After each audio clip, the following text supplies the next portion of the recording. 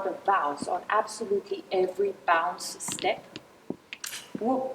Right? Have we thought about that before? Right? Yes. Okay, so which are the bounce step figures, for instance? Can you point out a few for us?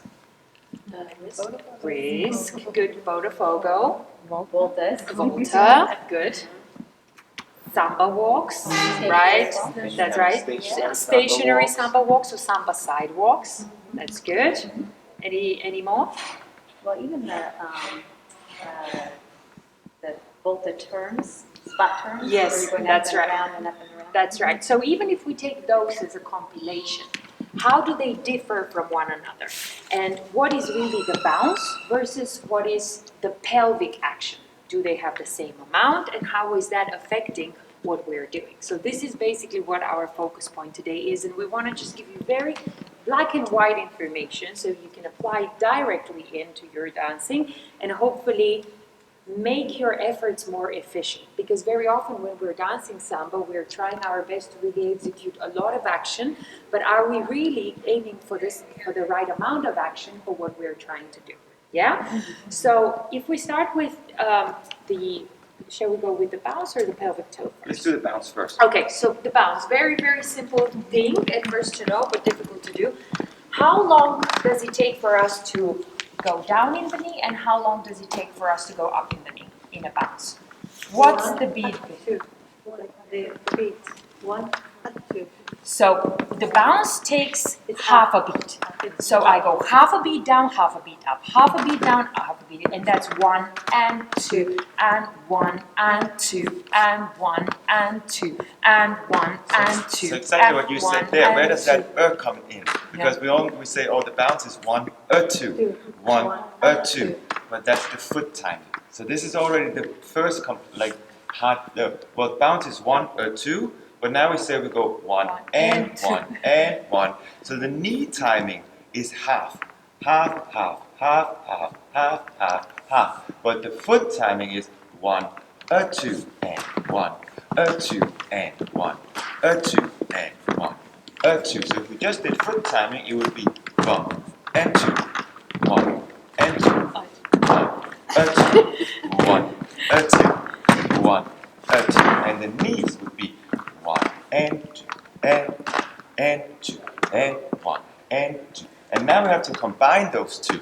So it's 1 and 2 and 1 and 2 and 1 and 2 and 1 and 2 and 1 and 2 and 1 and 2 and. So what happens is if you think about the leveling as if we had a building, we would have the basement, then we would have, let's say, the second floor, and then we would have the rooftop. Whenever we step the first step of the whisk, we are in the basement. Then before we have stepped, we already go on to the third floor, and now when we step, we're on the rooftop. Then we release and go all the way to the basement. Can we do that again? So we go basement, third floor, rooftop, basement, third floor, rooftop, down, up, fully up, down, start up, down, boom, boom, tira, gazuka, tika, kum, gaka. So keep the foot where it was whilst you start using the standing leg. Good, guys. 1 and the 2 and the 1 and the 2 and the 1 and the 2 and the 1 and the 2 and the. Better. That's better. The amount of effort that we use when we make a step to the side or when we make any step with allowance of gravity is much less than when we work away from the gravity. So try that. Straight knee. Now we just release and now we work away. You should work much more to go up than you should go down, right? So you release and you work up. You release and you work up. Therefore, in your mind, you should spend less time on the release than on the recovery. In other words, don't think, you're already late. Yeah? It means that as soon as that leg hits the floor, as soon as that foot hits the floor, you're already starting to work upwards.